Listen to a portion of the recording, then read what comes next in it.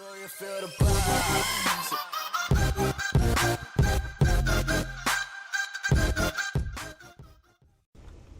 up, YouTube? It's Carolina Calvin coming back to you with another video, and I apologize if there's a you can hear the thunderstorm in the background. I apologize if that actually gets into the recording, but I wanted to recap Week 1 of the 2019 season between the LA Rams and the Carolina Panthers, and the Carolina Panthers were at home.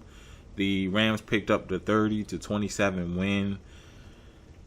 The Panthers, they started out very poorly. They had 2 fumbles early in the game. One led to 7 points. I think that in terms of points off turnovers, I believe they only got 7 points. There was an interception by Cam Newton, which they missed a field goal. That was in the second half.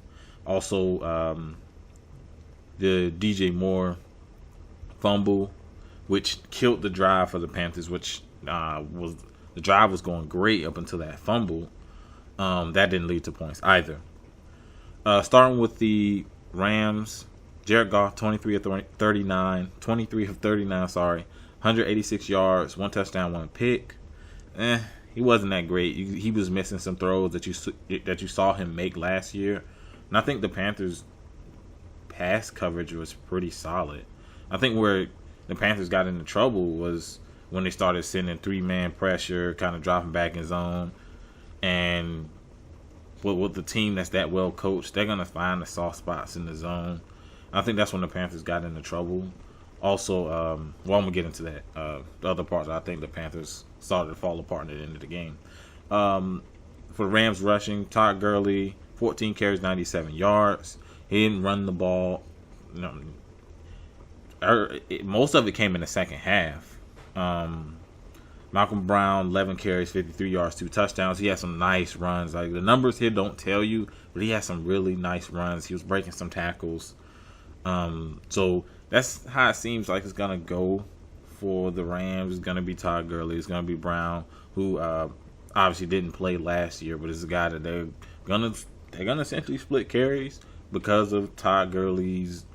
We still, you remember all of last year's playoffs. He was dealing with the knee. The Super Bowl, barely played. So I guess they want to have him fresh for the playoffs or to finish the season. So it makes sense. The backup was pretty good. And the Panthers, I think, because a big chunk of the rushing, especially from Todd Gurley, came in the second half. I think the Panthers really started to get gashed in the second half. Just shows you how good that Rams offensive line for them is still really good. They still got some road pavers out there. For the Rams receiving, Robert Woods, 8 receptions, 70 yards. Cooper Kupp, 7 receptions, 46 yards. Brandon Cooks, 2 receptions, 39. Tyler Higbee, 4 receptions, 20, and a touchdown. But I think for the most part, the Panthers did a pretty good job against the receivers. It's just, they couldn't slow down the run game for the Rams, and the Rams were really able to, especially as you got it later into the game where they needed to control the clock. The Panthers did a really bad job with their timeouts in the second half, and the Rams were able to get some big runs. They were able to finish off runs with touchdowns. It's just that simple. They were able to capitalize on some of the Panthers' mistakes, especially in that first half. Standout defensively, Corey Littleton had 14 tackles. He was all over the field. In terms of pass rush, I thought they did a good job against Aaron Donald. You really didn't see his name being called that much. You really didn't see him get a bunch of pressure. I thought the Panthers did a great job against him. You were talking about the premier defensive lineman in football. The guy won Defensive Player of the Year last year. So I thought the Panthers did a great job against him. Overall, for the Rams, Dante Fowler, I think, was the guy in terms of pass rushers who did the best job. He's able to get pressure. He got 2 sacks. Even old man Clay Matthews got a sack. It was a broken play by the Panthers. But I thought overall the Panthers offensive line did better than I thought. And I thought Aaron Donald was going to really dominate the game. But it was just the miscues. It was the miscues for the Panthers. both teams early on. You have to give the Rams credit. The interception. Let me see. I'm checking the stats. Corey Littleton. He was the one who got the interception. He read Cam's eyes. It was just a great pick. So there were some defensive plays that were made. The fumble, both fumbles. The ball was punched out by who was it? I can't remember who punched the ball out on DJ Moore, but it was deliberate. You're taught.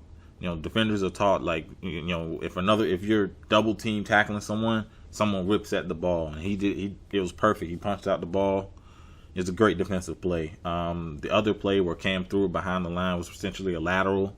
That pass got tipped. So there were some defensive plays being made by the Rams. So it wasn't just the Panthers completely bumbling around and pretty much giving the Rams gifts. The Rams did make some plays. So, you got to give them some credit. But I feel as though the Panthers were able to move the ball on them. It was just a lot of boneheaded stuff, penalties that killed drives. Of course, the turnovers. Panthers had 3. And their offense did enough. On the Panthers side, Cam Newton 25 of 38, 239 yards, no touchdowns, 1 pick. The thing with this game with Cam, you can see the rust. You can see a guy who really didn't play in most of the preseason. He played in that one game, had the ankle injury. Of course, he was going to be ready for this game. I think it was game 3 of the preseason where he hurt his ankle. But you could see some of the downfield throws he missed. He threw high. A common thing from Cam Newton when he throws the ball high. And you saw him miss some of those throws. But the one thing, and you got to credit Norv Turner a lot on this, especially the ball was getting out of his hands. It was getting out of his hands. He was he wasn't holding the ball, because in the past you saw this last year where he was sharp up until he got hurt. The ball was coming out of his hand. He wasn't sitting back there holding the ball, and that's what you want to see from your quarterback. And I think Cam Newton's gotten better at that, and Norv Turner has a lot to do with that. I mean, no coincidence that Cam started doing that when Norv Turner became OC last season. So you see that this year, Christian. He's finding Christian McCaffrey. You can tell that they're running those routes where they can get those short throws. That way you can get 3rd and manageable, 3rd and 4, 3rd and 3, which doesn't eliminate the run game. Because you saw times in the past he'll look for that downfield threat. He'll look for that downfield pass, and you'll get 3rd and 10, and now he has to sit back and hold it. So I like that he's getting rid of the ball. I just think he missed some throws. You can see that rust is there. He's missed some throws down the field. Rushing Christian McCaffrey was a beast in this game. 19 carries, 128 yards, and 2 touchdowns. Dude was breaking tackles. You can tell he's really hit the weights. If you see some of his posts, I believe it was on Twitter, Instagram, or something like that, where clearly the guy's he's put on some weight. Still a small guy, but it have a bunch of carries. Now, in terms of total touches, he did have 29 touches. He had 10 receptions. But the dude was a beast in the run game. And I think he did a pretty good job. Cam didn't really run the ball like that. Alex Armah, 1 carry, 1 yard, and a touchdown. The only reason I mentioned that because he had a touchdown. It was that was pretty much a lot of Christian McCaffrey getting down the field on that drive. Cam Newton carried the ball for three times, -2 yards. So he didn't run the ball a lot, and the one where he did get a positive gain, he slid. Don't take that hit, don't drop your shoulder. And I think the coaches are kind of beating that into his head. It's like, bro, you're getting older. Don't go out there and don't go out there and just get yourself hurt. You're just coming off a shoulder injury. You gotta be smart. Carolina receiving, Christian McCaffrey led pretty much everybody on the offense. 10 receptions, 81 yards. Dude was a beast. Cam looks his way a lot, and he's the safety blanket.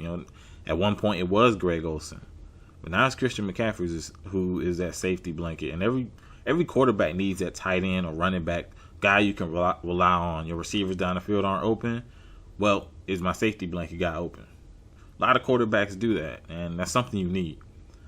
DJ Moore, 7 receptions, 76 yards. He had to fumble, and he's the type of player, he gets the ball, he wants to fight through contact, and you saw in that where it was a double team tackle, guy punched it out. You saw fumbles with him a lot. He has the talent. He can break tackles. He can make guys miss. That was the reason the Panthers got him, because he's a playmaker. You give him the ball, he's gonna get you. He's gonna get you that yak. Greg Olsen, 4 receptions, 36. You could tell he still has the hands. He just doesn't move well anymore. He was never really a fast guy, but you can tell the ankle injuries have really taken their toll.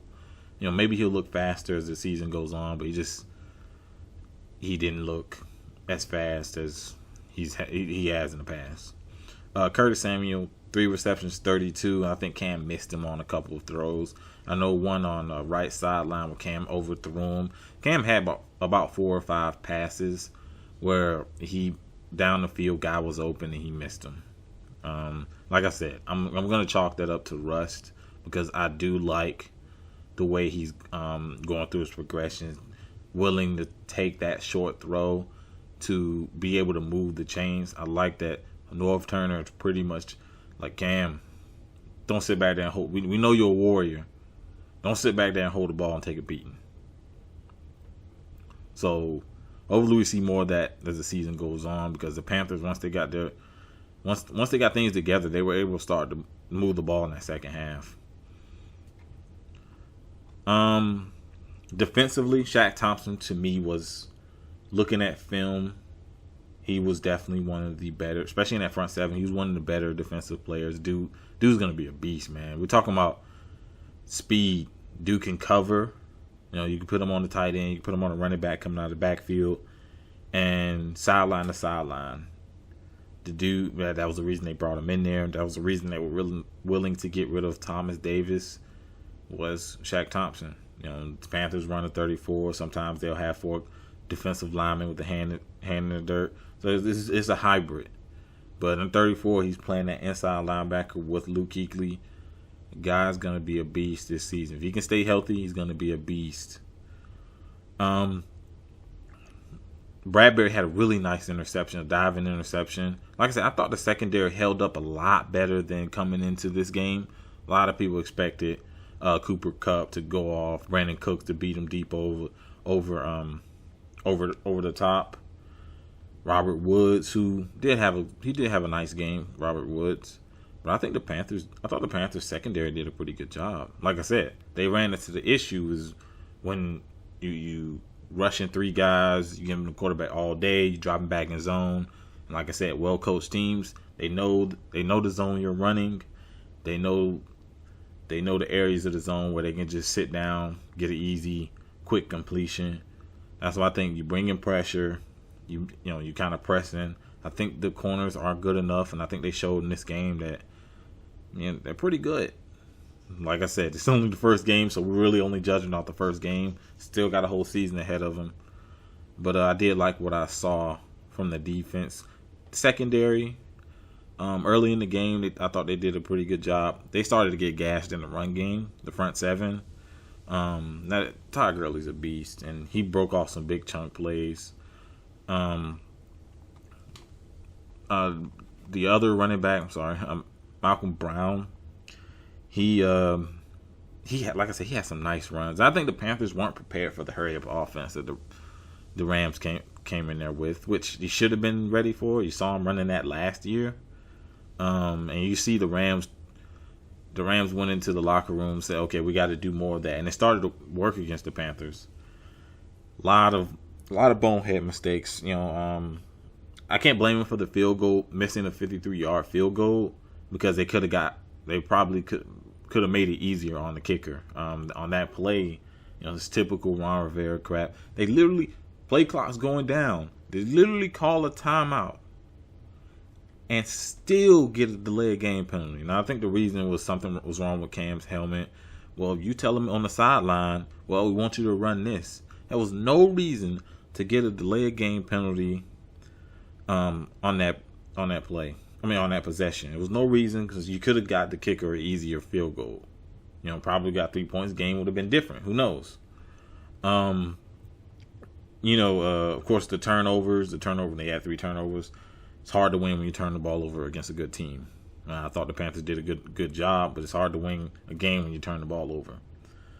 Cam was rusty, but my thing with this team, early on, they just seemed, like I said, defense was making plays, but as you can tell, the Rams made adjustments. Carolina didn't make some adjustments on the defensive side. I think offensively, once they really started to get it going, running game, Cam was making the short throws, the offense was able to move the ball. But defensively, they kind of regressed. Not as much pressure as I thought they would be able to get. It is a good offensive line.